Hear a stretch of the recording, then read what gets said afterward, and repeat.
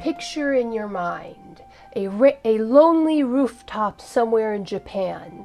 The main character yawns and stretches as he heads back to bed, glowing with a smile from the praise that he received from his senpai earlier in the day. The stars glitter down on him. A fairly standard manga scene, one you've probably seen in most of the manga that you've ever read. What makes this one special? Well, this is one of the scenes that opens Kafka's story in chapter 24 of Kaiju number 8. If you remember, this is right before the wyvern-type Kaiju pull out their cometary attack, and the battle with Kaiju number 10 starts. So, what's special about this? This is the connection point, the pivot point for my entire video today. I did a previous video that described how this scene, this set of scenes at the beginning of chapter 4, tied together with chapter 1. Unbeknownst to me, this wasn't just the end of that connection, this was the beginning of an entire another set of connections, which we're going to go into in this video. So, why is this scene so important? I'll see you on the other side of the introduction to find out.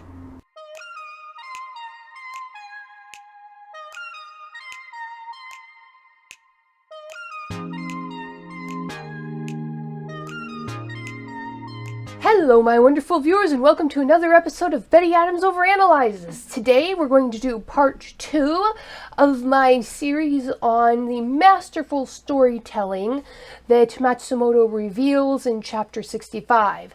How this chapter just illustrates that everything in Kaiju number 8 is tied together. I call this using the C.S. Lewis principle. Don't worry about telling an original story. Tell a good story, the best story that you can, and originality will follow. We're going to look at how the theme of Kafka's reason to fight ties back to previous chapters and just weaves through the story, also ties to the other two themes we'll be discussing in this series. Kafka's value as a defense force member as perceived by himself, and Kafka and Hoshina's relationship. So, what is Kafka's reason to fight? In the first chapter, we get it stated pretty clearly. Kafka wants to stand by Mina's side. As we, the audience, first see Kafka's goals and his reason to fight in chapters 1 and 2, it's a pretty selfish, self-centered thing. He wants to be with his friend, he wants to stand by Mina's side, he wants to fulfill those goals that they had together as children. Then, as the story goes on, that begins to change. And by the time we get to chapter 65, Kafka has a very externally centered goal. He stopped thinking about himself, he's thinking about others. He's very selfless as he's sitting there on the ground in front of Vice Captain Hoshina, crying as he says, even though he wants to be valued for himself, he wants to be valued as a human, he knows that right now in this situation, Kaiju number 8 is just far more valuable. Kaiju number 8 is the only effective weapon they have to counter Kaiju number 9's regeneration powers. Because Kaiju number 9's degeneration powers seems to be the only thing that can... Kaiju number 8's degeneration power seems to be the only thing that can slow Kaiju number 9 down. Kaiju number 9 is the only one who can, as a power level, go toe-to-toe. Kaiju number 8 is the only one with the power level to go toe-to-toe with a Kaiju number 9 body. And so Kafka is swallowing his pride, swallowing his safety, his own sense of self-preservation, saying, I'm willing to push my body to the end to do what needs to be done to fight this thing. And again, this just mirrors multiple chapters as you go back through. But the highlights of it are chapters 11, chapters 32, and then chapters 44 through 45.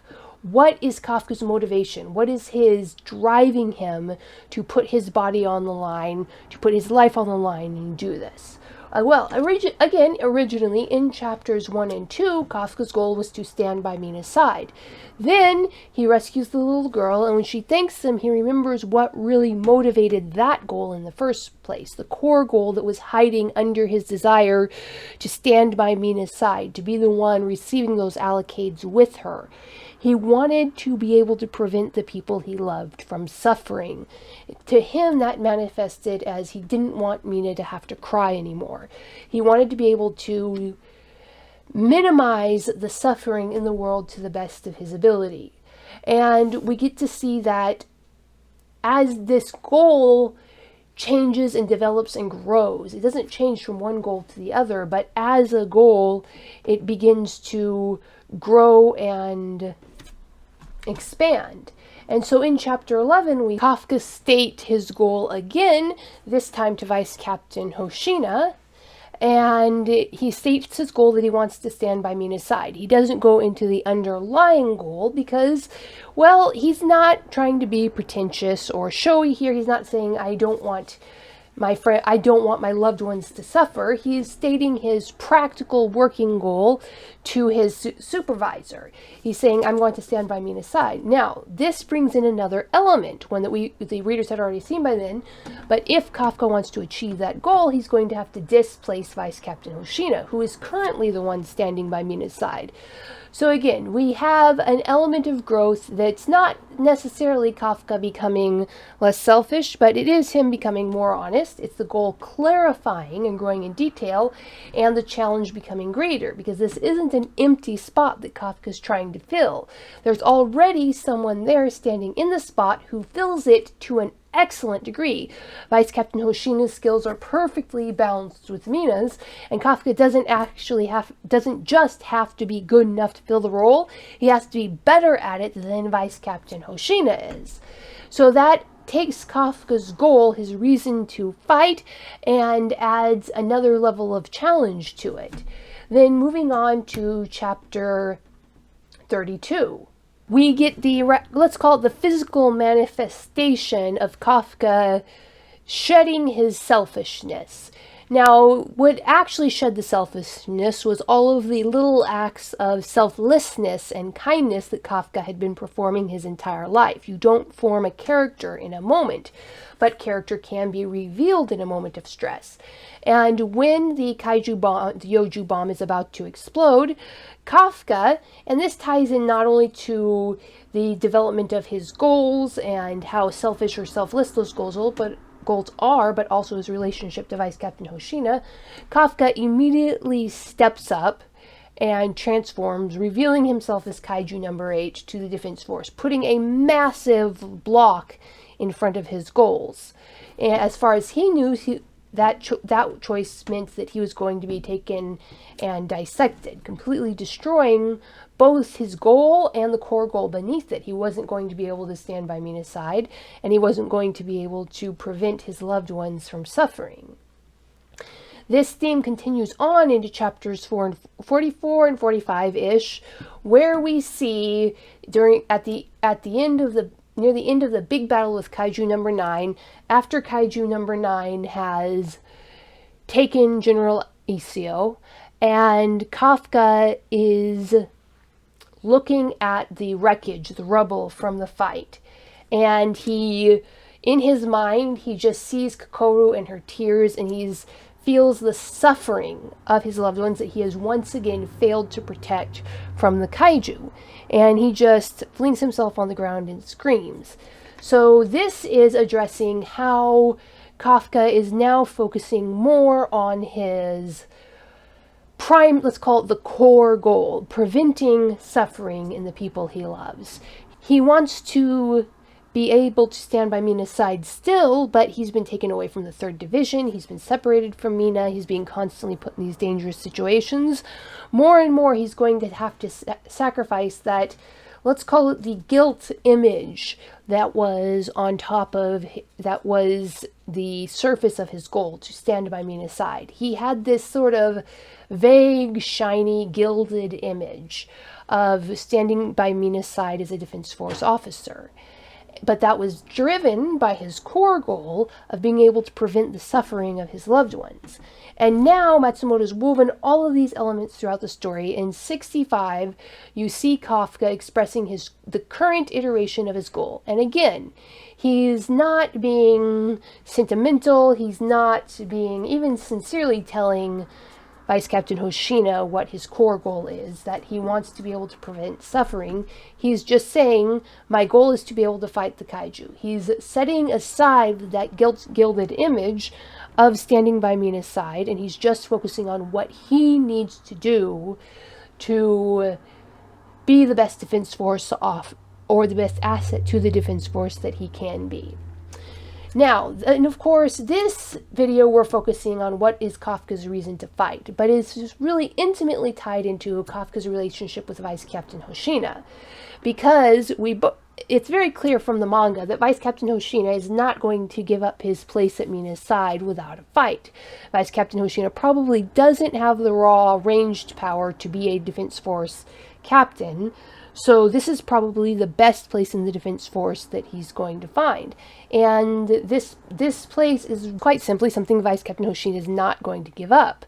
And so this adds an interesting barrier to Kafka's goal to be able to stand by Mina's side, because he is going to have to dispose or take the place of someone who has been a true mentor and friend to him on multiple different levels that Kafka doesn't even know about.